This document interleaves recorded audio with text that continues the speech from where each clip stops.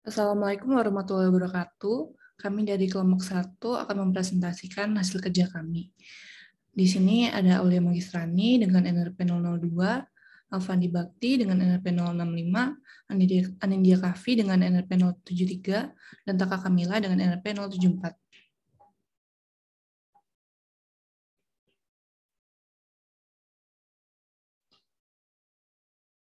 Kami akan memulai dengan abstrak dulu. Jadi, penelitian ini menganalisis KFD pada aplikasi Spotify. Ruang lingkup penelitian ini adalah pengguna Spotify yang berusia 17 hingga 21 tahun.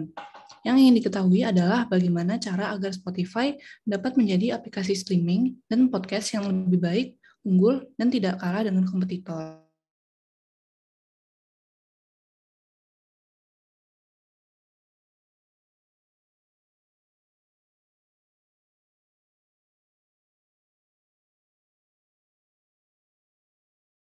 Identifikasi data, perumusan KFD, pembahasan, kesimpulan, dan saran. Responden survei melakukan penilaian terhadap aspek-aspek dalam aplikasi serta memberikan beberapa saran. Kemudian KFD dilakukan untuk mengetahui product definition, product development, process development, dan proses quality control.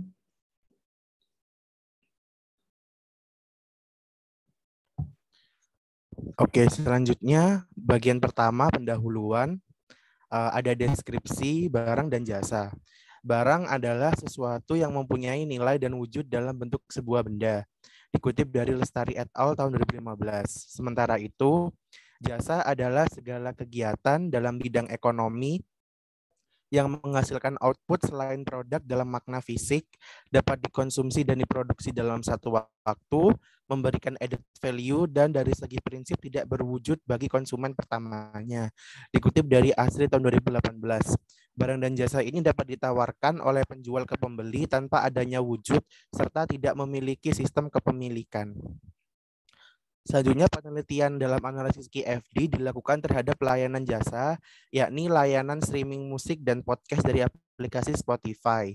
Spotify dapat memberikan kemudahan bagi pendengar dalam menemukan musik atau podcast yang tepat setiap saat, baik di HP, komputer, tablet, dan yang lainnya.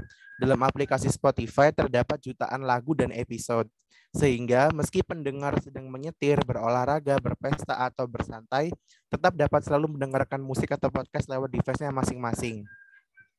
Berikut akan kami jelaskan mengenai sedikit sejarah dari aplikasi Spotify sendiri. Spotify ini pada awalnya dibangun oleh Daniel Martin Lorenzon dan Maria Giovanni di Stockholm, Swedia pada tahun 2006. Spotify sendiri berasal dari gabungan dua kata, yakni spot dan identify. Kemudian pada 7 Oktober 2008 barulah Spotify diresmikan dengan menyediakan akun gratis terlebih dahulu. Lalu Spotify mulai berkembang hingga sampai seperti sekarang ini.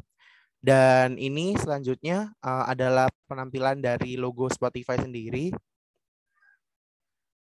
Lalu selanjutnya adalah ruang lingkup penelitian. Penelitian yang kami lakukan ini berlangsung di ruang lingkup mayoritas kalangan mahasiswa. Selain itu juga dilakukan pada kalangan pelajar dan pekerja, serta kalangan usia di bawah 17 tahun, sekitar 17-21 tahun, sekitar 22-25 tahun, dan 25 tahun ke atas. Survei dilakukan dengan lebih komprehensif, di mana kalangan yang sering menggunakan aplikasi Spotify sesuai penelitian ternyata berumur sekitar 17-21 tahun. Lalu untuk rumusan masalah yang kami angkat adalah bagaimana dan apa saja hal-hal yang dapat menjadi pengembangan kualitas layanan dari aplikasi Spotify yang dapat diperbaiki agar Spotify menjadi aplikasi streaming musik dan podcast yang lebih baik, unggul, dan tidak kalah dengan aplikasi kompetitornya. Untuk tujuan penelitian, tujuannya adalah untuk menjawab perumusan masalah dengan cara menyebarkan survei yang akan menghasilkan data tentang komponen pengembangan kualitas layanan dari Spotify agar menjadi lebih baik dan semakin unggul. Untuk bagian kedua, ada metodologi. Berikut kerangka penulisan laporan dari kelompok kami. Dimulai dari studi literatur, ada metode pengumpulan dan identifikasi data, data, penyebaran, identifikasi, analisis, perumusan menggunakan analisis QFD 1-4, lalu dibahas dan diambil kesimpulan dan saran. Nah, untuk metode pengumpulan data dan identifikasi data ini sendiri, kami menggunakan laporan ini bersifat kuantitatif dan kualitatif. Kuantitatif adalah suatu cara untuk memperoleh suatu informasi dari data-data yang berupa kumpulan angka-angka, dikutip dari Shiatori et al. 2012. Untuk penelitian kualitatif sendiri adalah penelitian yang sangat menekankan kualitas atau suatu hal yang dianggap paling penting dari sebuah barang atau jasa, dikutip dari Strauss et al. Tahun 2003. Lalu untuk metode pengumpulan data, kami menggunakan metode survei dengan menyebarkan kuesioner. Kuesioner ini sendiri merupakan beberapa pertanyaan tertulis yang bisa digunakan untuk mendapatkan informasi dari responden mengenai hal-hal yang mereka ketahui. Dikutip dari Panuntun tahun 2013. Kuesioner ini kelompok kami membagikannya secara online melalui Google Formulir. Lalu untuk metode pemilihan responden, objek penelitian menggunakan responden yang semuanya adalah pengguna aplikasi Spotify yang dibagi berdasar segmentasi usia, jenis kelamin, kesibukan harian, dan kebiasaan dalam menggunakan aplikasi Spotify. Dari segi usia, responden dibagi menjadi 4, yaitu responden berusia kurang dari 17, seperti yang dijelaskan tadi. Selanjutnya, bagian ketiga untuk analisis akan dijelaskan oleh teman saya, Audi. Baik, saya akan melanjutkan ke perhitungan Slovinnya. Jadi mengutip buku statistik data dasar dengan SPSS karya Aloysius Rangganitya dan Narendra, rumus Slovin adalah rumus untuk menghitung jumlah sampel minimum ketika perilaku suatu populasi tidak diketahui secara pasti. Jadi rumusnya ini ada N sama dengan N besar per 1 plus NE kuadrat. Nah, ini penjelasannya. Jadi N kecil adalah ukuran sampel, N besar adalah ukuran populasi, dan E adalah kelonggaran ketidaktelitian. Kemudian dilakukan perhitungan seperti berikut. 100 dibagi 1 ditambah 100 dikali 0,1 kuadrat, ada 100 per 1 tambah 1 sama dengan 50. Jumlah populasi atau N besar yang ditentukan adalah sebesar 100. Sedangkan untuk confidence level yang dipilih adalah sebesar 90%, sehingga untuk margin of error adalah 100% dikurangi 90% sama dengan 10% atau 0,1. Sehingga berdasarkan perhitungan responden yang didapat harus minimal sebanyak 50 responden.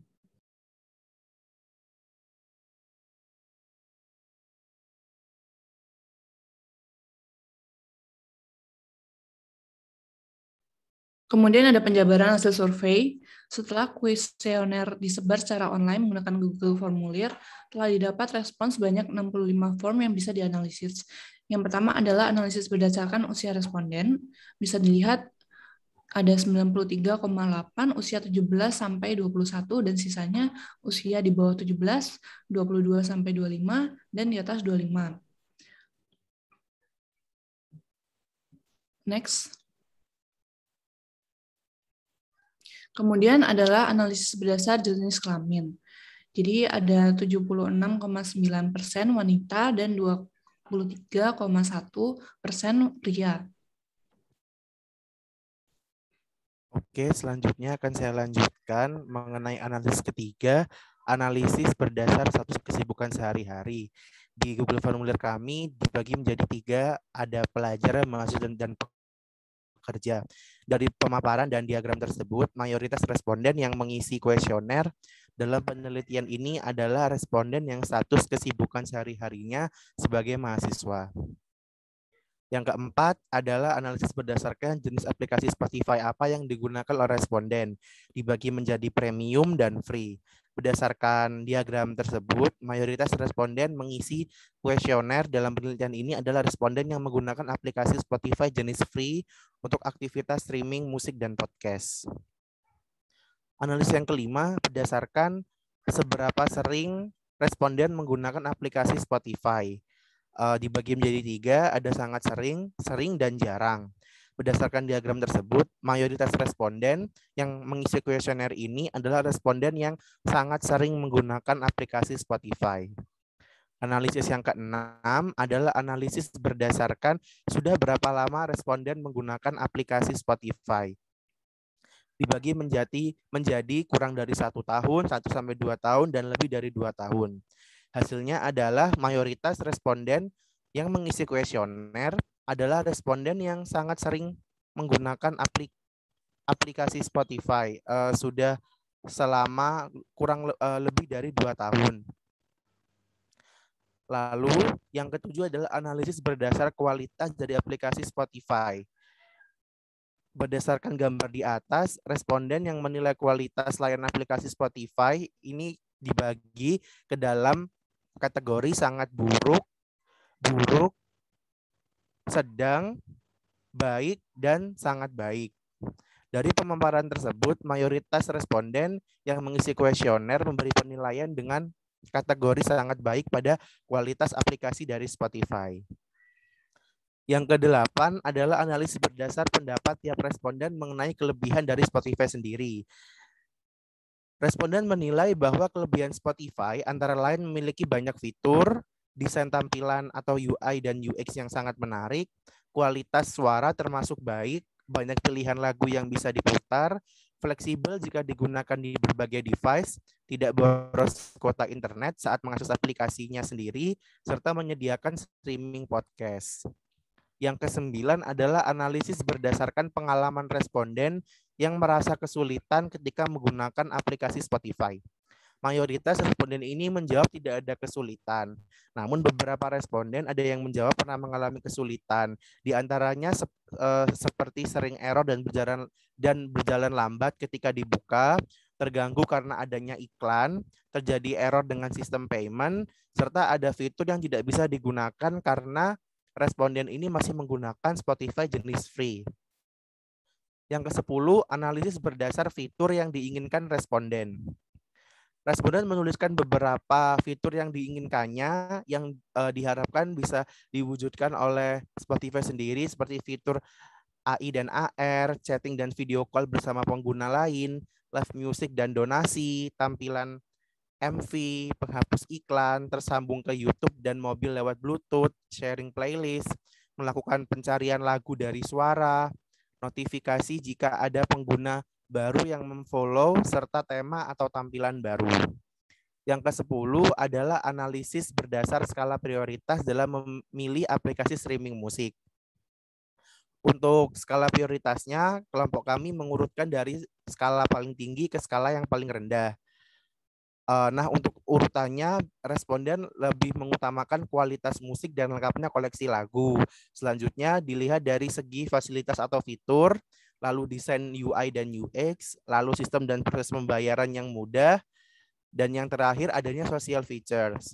Dari hasil tersebut, mayoritas responden memilih menggunakan aplikasi Spotify karena kualitas musik dan lengkapnya koleksi lagu yang dimiliki. Untuk analisis yang terakhir, berdasar pendapat dari responden mengenai apa saja yang harus ditingkatkan oleh Spotify sendiri.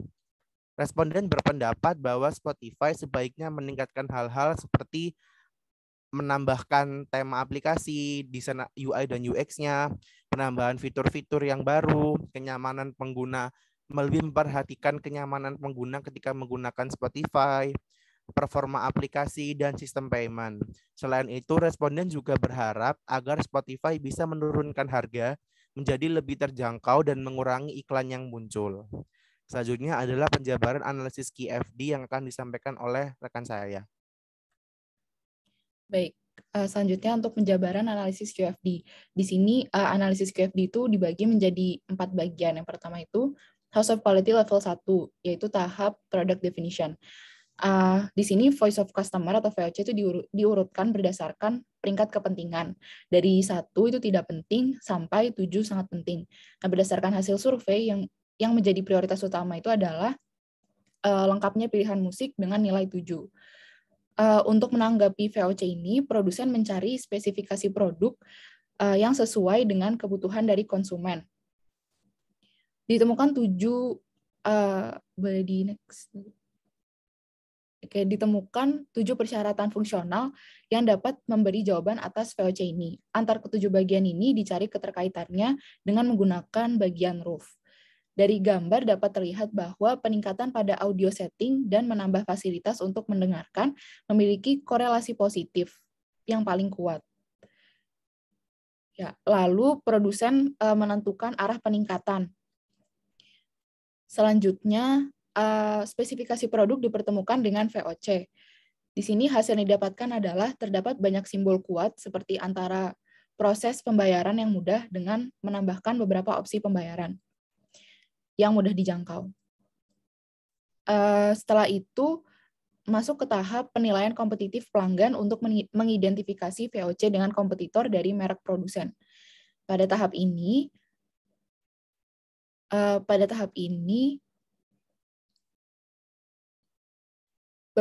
beberapa kompetitor dipilih untuk diidentifikasi dengan nilai 1 terendah sampai 5 tertinggi.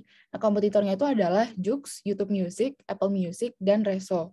Dari keempat kompetitor ini, perusahaan hanya unggul di VOC lengkapnya pilihan musik dan social features dengan nilai masing-masing 5. Selanjutnya masuk ke tahap terakhir, yaitu foundation. Yang pertama adalah target yang akan dicapai perusahaan sesuai dengan spesifikasi produk. Lalu dilakukan perhitungan technical importance rating. Dan hasil perkalian tersebut akan dijumlahkan secara vertikal pada bagian max relationship. Dan terakhir dilakukan perbandingan dengan kompetitor perusahaan dengan skala 1 terendah sampai 5 tertinggi. Nah, berikut merupakan gambarnya. Gambar QFD level 1. Oke, bisa di next dulu. Oke, selanjutnya masuk ke House of Quality level 2, yang merupakan product development. Nah, tahap ini akan membahas mengenai komponen penunjang target yang telah ditetapkan sebelumnya dengan menentukan spesifikasi inovasi yang akan dilakukan terhadap perancangan produk. Pertama, di bagian kiri itu terdapat bagian sistem atau part requirements yang diambil dari Ceiling House of Quality di level 1. Nah, bagian sistem atau part requirements ini juga diurutkan berdasarkan VOC pada House of Quality level 1 tersebut dengan skala nilai 1 yang tidak penting sampai 7, sangat penting. Selanjutnya, bagian ceiling diberikan persyaratan sistem dan komponen spesifik dari inovasi rancangan produk. Lalu dicari keterkaitan antar ketujuh bagian di bagian roof. Nah, pada bagian ini ditemukan beberapa bagian yang memiliki korelasi positif. Salah satunya adalah menyiapkan pilihan UI UX dengan membuat panel audio setting control.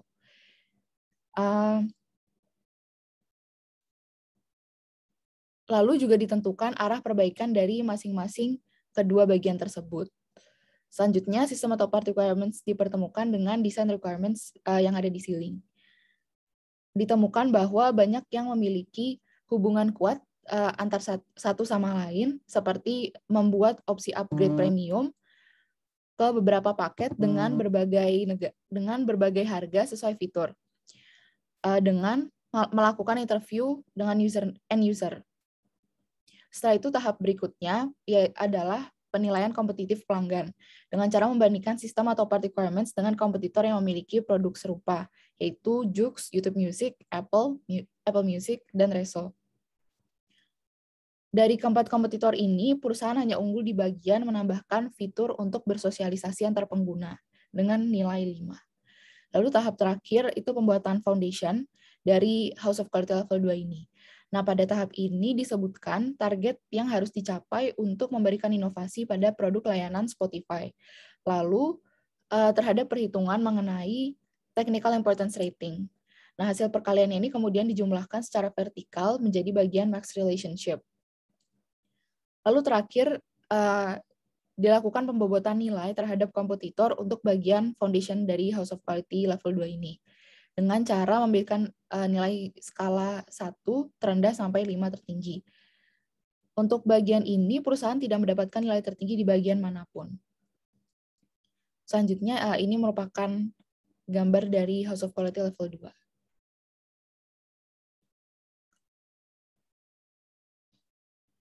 Ya, boleh di next. Terus. Ya, selanjutnya merupakan House of Quality level 3 akan dijelaskan oleh rekan saya. Selanjutnya adalah House of Quality level 3, di mana House of Quality level 3 adalah penentuan pengembangan proses atau proses development. Pada tahap ini yang dilakukan adalah dengan merubah produk menjadi sesuatu yang lebih baik. Bisa ditunjukkan gambarnya.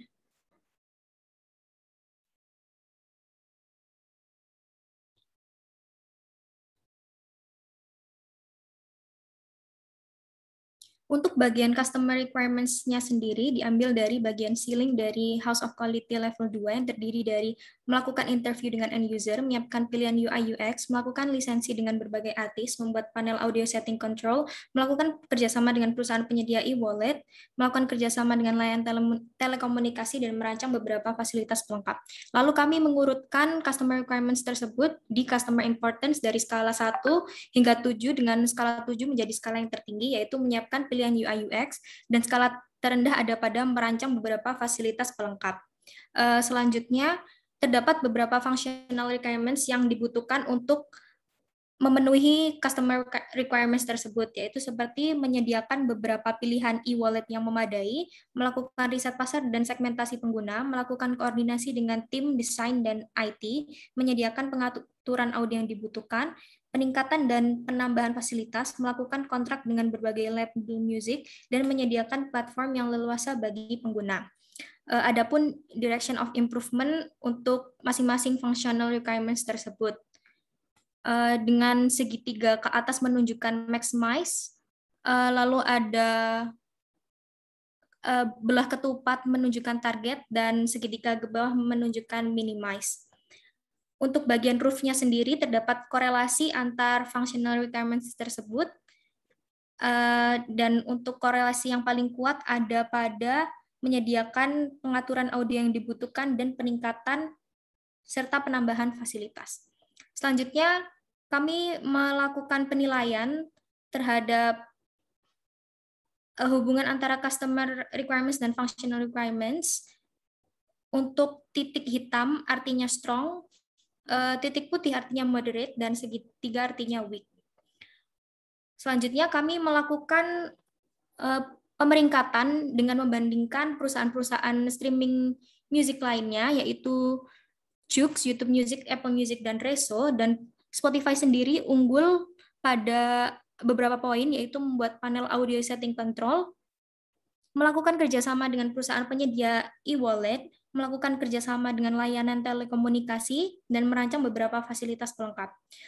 Selanjutnya, adapun target yang dibutuhkan untuk memenuhi requirements yang dibutuhkan, yaitu terdapat beberapa pilihan e-wallet, mengetahui segmen pasar untuk penyesuaian harga, menghasilkan UI UX yang nyaman, pengguna dapat mengatur audio sesuai keinginan, pengguna dapat merasakan fasilitas yang bervariasi, terdapat pilihan lagu yang bervariatif, dan pengguna bebas berinteraksi dengan pengguna lain. Untuk target ini ditimbang juga weight chart-nya, dengan relatif weight terbesar ada pada pengguna dapat mengatur audio sesuai keinginan. Selanjutnya kami melakukan pemeringkatan terhadap technical kompetitif, dan Spotify sendiri tidak unggul di poin manapun. Selanjutnya bisa lanjut ke House of Quality level 4. Selanjutnya ada House of Quality level 4, di mana House of Quality level 4 ini adalah penentuan kualitas kontrol proses atau proses quality control yang dilakukan untuk mengurangi resiko terjadinya kesalahan sebelum bertemu dengan end user atau pengguna. Bisa ditunjukkan gambarnya.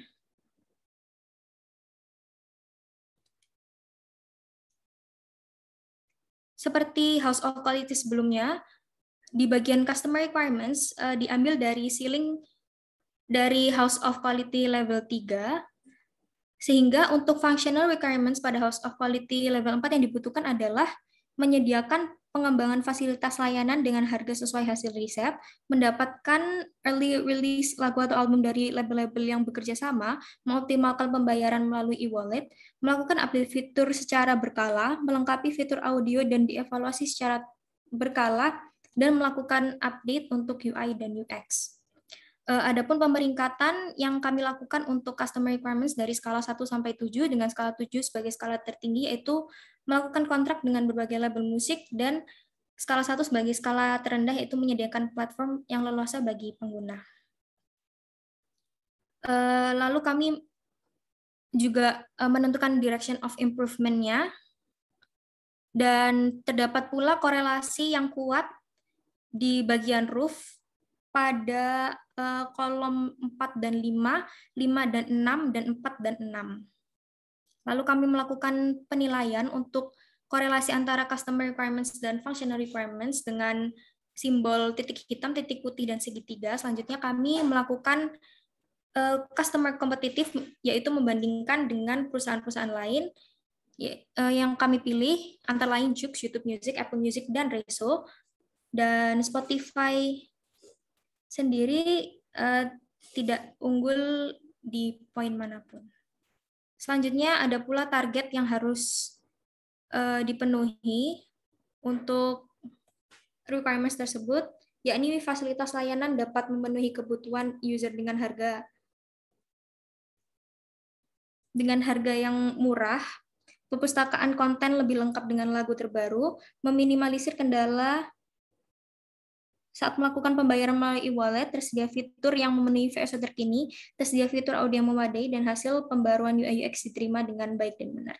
Adapun relative weight yang diukur dengan relative weight tertinggi sebesar 26% ada pada target tersedia fitur yang memenuhi VSO terkini dengan functional requirements-nya adalah melakukan update fitur secara berkala. Selanjutnya kami melakukan pemeringkatan terhadap technical competitive assessment dengan perusahaan lain dan menemukan bahwa Spotify tidak unggul pada poin manapun. Selanjutnya untuk bagian penutup akan dilanjutkan oleh rekan saya. Baik, jadi kesimpulannya, penelitian aplikasi Spotify terhadap 65 responden menyatakan bahwa kualitas aplikasi baik. Spotify juga memiliki kelebihan dibanding aplikasi lainnya. Kemudian mayoritas menyatakan tidak merasa kesulitan dalam menggunakan aplikasi. Responden juga memberikan saran fitur yang dapat ditambahkan ke dalam aplikasi. Mayoritas responden memilih Spotify karena kualitas dan kelengkapan lagu. Terakhir, ada beberapa pendapat responden untuk meningkatkan aplikasi, mulai dari UI UX sampai harga langganan. Kemudian analisis KFD tahap 1 menganalisis product definition, analisis KFD tahap 2 menganalisis product development, analisis KFD tahap 3 menganalisis proses development. Kemudian analisis KFD tahap 4 menganalisis proses quality control. Nah, sarannya sebaiknya Spotify meningkatkan performa koneksi dan menambahkan fitur-fitur sosial. Dengan begitu akan lebih banyak orang tertarik menggunakan Spotify sebelum akhirnya memutuskan untuk berlangganan. Sekian dari kelompok kami, kurang lebihnya mohon maaf. Wassalamualaikum warahmatullahi wabarakatuh.